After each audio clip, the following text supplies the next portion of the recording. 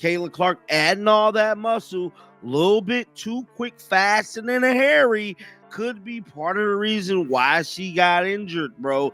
Now, with that being said, that's not to take away from how physical the league been. Now, I am here to tell you guys, Caitlin Clark has been missing in action for quite some time, man. She's been missing a lot of games this season.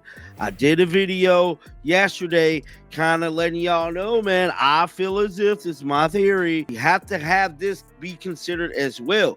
Caitlin Clark adding that muscle a little bit too quick played a pivotal role in what we seeing today, bro. It's just unfortunate, dog. Me personally, I don't think Caitlin Clark come back until All-Star break. A leading medical expert just dropped a bombshell revelation about Caitlin Clark's injury, and it's not the day-to-day issue we were led to believe. In fact, this could sideline her far longer than anyone expected, and the theory behind how it happened will floor you. Unfortunate, man. It's just truly, truly unfortunate. So the next game is tomorrow against the Valkyries. And this is a morning game too, July 9th. I don't think she come back. Let's check out their schedule before we get into this information that was revealed by this medical expert, man. Like I stated, dog, this here is just, you know what I'm saying, the game after that. Then they come back Friday. They play the Dream. Now these games are at home. Now, I did let you guys know that they do got a 5-game home stretch. Well, they had a 5-game home stretch.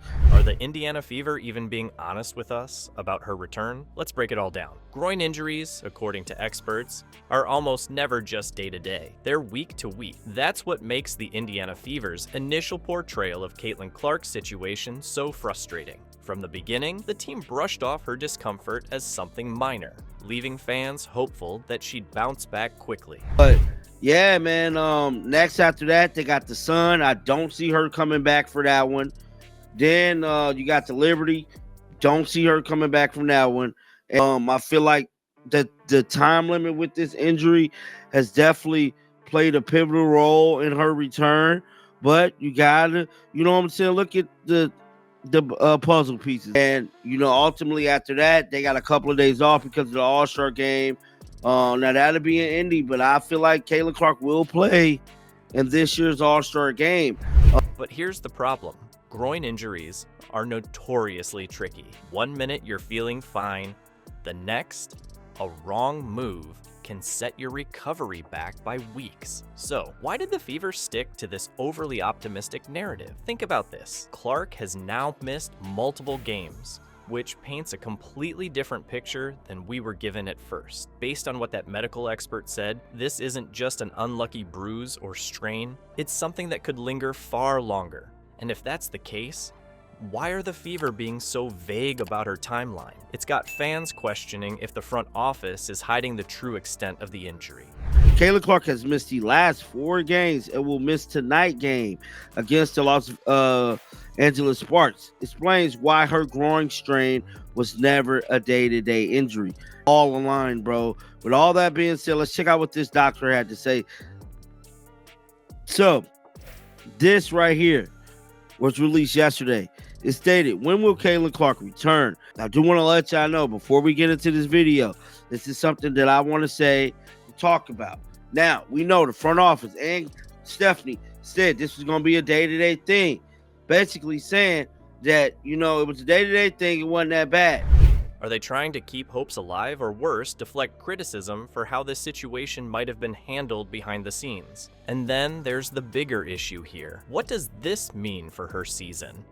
If the expert's assessment holds true, Clark might not return until the All-Star break, and by then, who knows what type of shape the Fever will be in. The team was built around her ability to transform their offense.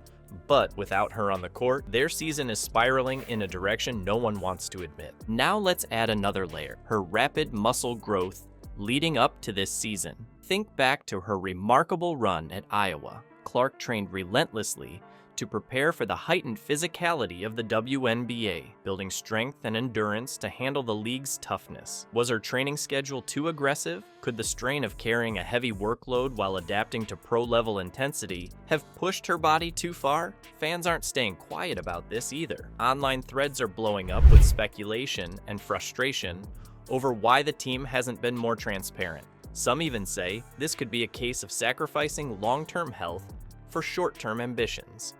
And that's the real question. Is the team being upfront, or is there something bigger going on? For the Fever, losing Clark isn't just about missing their rookie star. It could derail their entire season. But here's the thing. Even if Clark returns sooner than expected, there's another issue lurking just around the corner. That's what we need to talk about next. The Indiana Fever system might be setting Caitlin Clark up for failure, and it's all about how they're using her, or not using her. Picture this.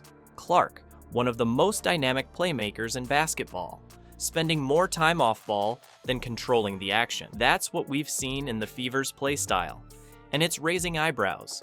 Their offense seems designed to move the ball away from her hands, limiting her ability to get into any sort of rhythm. For a guard like Clark, who thrives on creating opportunities and getting herself open for deep shots, this approach could be working against her strengths. Her three-point shooting, in particular, has struggled, and you have to wonder if the system is part of the problem. Now imagine she returns to this setup after weeks sitting out because of an injury. A system that already held her back might make her adjustment period even worse. That raises another concern. Is the team unintentionally putting her in a position to fail? Groin injuries are tough enough, but now add the pressure of jumping right back into a rhythm while being forced to play a role that might not suit her as well. That's a recipe for frustration, and it might even lead to more struggles in finding her confidence. If that wasn't enough, the league itself isn't giving her much breathing room. The WNBA's physicality is on another level, and the intensity shows no signs of letting up. The Fever have to decide. Are they protecting their star player, or prioritizing short-term wins by rushing her back? Fans are already on edge. One sign at the Commissioner's Cup said it best: 9th in your rankings, but 1st in your nightmares. It's a reminder of how fed up people are with seeing Clark misused. Her popularity is undeniable, but the All-Star voting revealed not everyone agrees. Fans love her. Her peers ranked her 9th. So when she steps back on the court, how will these factors play into her performance? The answer might depend on how much the Fever prioritize her success. Caitlin Clark's injury isn't just another unfortunate setback. It's exposing something bigger. The Indiana Fever's lack of clarity on her recovery timeline has fans demanding answers, and it's raising real concerns about how injuries are handled across the WNBA. When a medical expert breaks down groin injuries as week to week, yet teams dismiss them as minimal, it's hard to ignore the disconnect. This isn't just about Clark's return, it's about protecting player welfare and ensuring transparency. Fans shouldn't be left guessing. Clark's journey back could shape her legacy and force the league to address how they treat their stars.